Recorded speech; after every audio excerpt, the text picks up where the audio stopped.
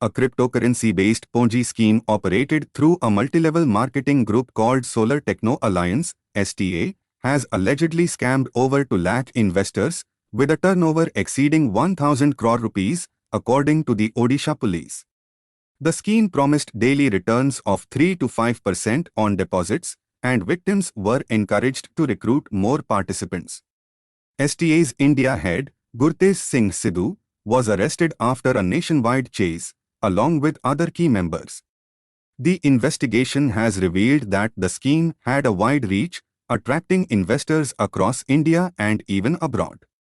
The police are working to prosecute those involved and recover funds. India's recent achievements in space research, including landing a rover on the moon's south pole and launching a mission to study the sun, have drawn attention to the country's ambitious development strategy. India's commitment to advanced technologies dates back to the 1950s and 1960s with significant public investments in various sectors. While some critics argue that these investments were misdirected, the article highlights the importance of public funding for developing cutting-edge technologies. India's success in space research has been partly attributed to consistent public support, despite long-term returns and commercial viability concerns. The article also emphasizes the need to address inequalities and ensure inclusive growth for sustained economic progress. India's ceiling fan market is undergoing transformation driven by energy efficiency and sustainability goals. The Bureau of Energy Efficiency, B, made its Standards and Labeling (SL) program mandatory for ceiling fans in May 2022, aiming to reduce electricity consumption. However, the shift to 5-star rated fans is hindered by cost barriers. To address this, Energy Efficiency Services Limited, ESL, plans to launch a demand aggregation program similar to the successful LED bulb program. Lessons from the LED revolution include maintaining technology-agnostic policies, balancing price reduction with quality, fostering domestic manufacturing, and strengthening standard and labeling programs to ensure compliance. Energy-efficient fans are crucial for India's clean energy transition and economic growth. A new report from the World Health Organization, WHO, reveals that globally, 1 in 3 individuals suffers from hypertension, and 4 out of 5 don't have it adequately controlled. Hypertension is a major risk factor for cardiovascular diseases like heart attacks and strokes, as well as the leading cause of disease and death. In India, 188 million adults aged 30 to 79 have hypertension, but only 37% are diagnosed, 30% receive treatment, and a mere 15% have their hypertension under control.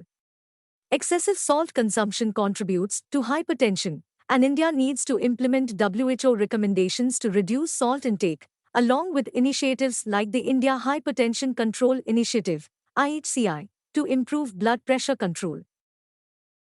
The 19th Asian Games officially begin in Hangzhou, with nearly 12,500 athletes competing in 40 sports, including debut sports like breakdancing and sports. The event offers Olympic qualification spots for sports like hockey, archery, tennis, and boxing. China traditionally tops the medal table, and expectations are high for India, with hopes of winning 100 medals. Athletics, led by Olympic and world champion javelin thrower Neeraj Chopra, is a big hope. Other promising sports include hockey, cricket, making its Asiad debut, shooting, and badminton.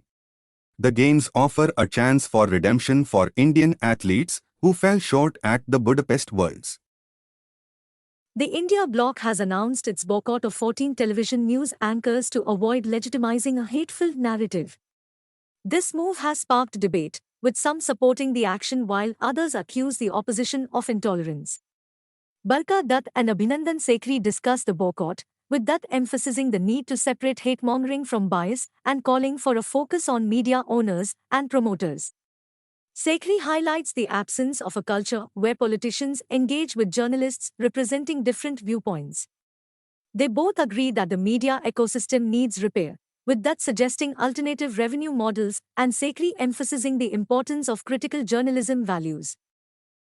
Diplomatic tensions between India and Canada have escalated following Canadian Prime Minister Justin Trudeau's accusation that the Indian government masterminded the killing of a Khalistani separatist leader in Canada.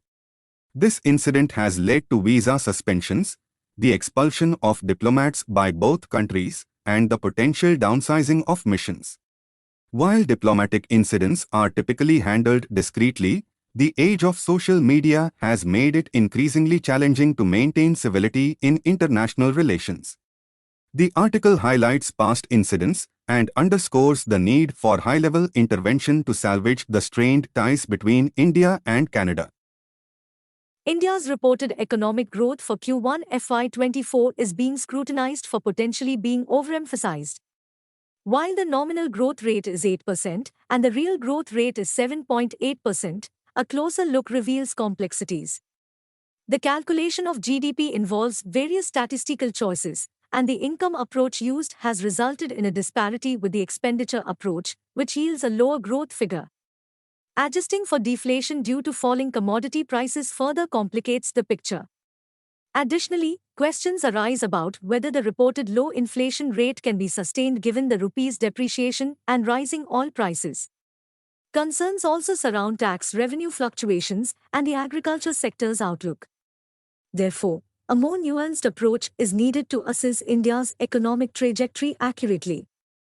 Republican lawmakers in the U.S. House of Representatives are moving forward with their plan to impeach President Joe Biden over unproven corruption allegations related to his son, Hunter Biden.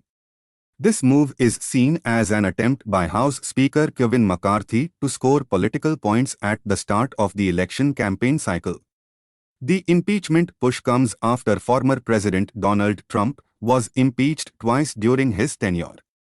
If successful, Biden would be the fifth president in U.S. history to be impeached. The charges mainly revolve around Hunter Biden's business dealings, but evidence supporting the allegations is lacking.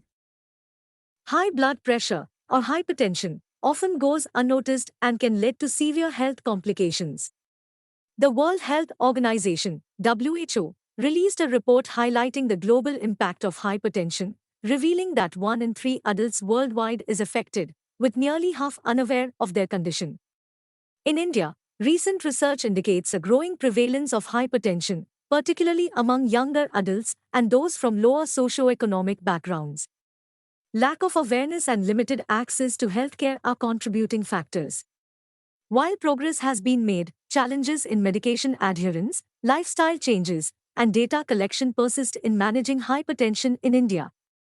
The economic benefits of improved treatment programs are emphasized. The high-stress academic environment in India may be contributing to a rising health issue among young girls, polycystic ovary syndrome, PCOS. PCOS is becoming increasingly common among Indian women, affecting 1 in 5, with academic pressure and a lack of physical activity among contributing factors.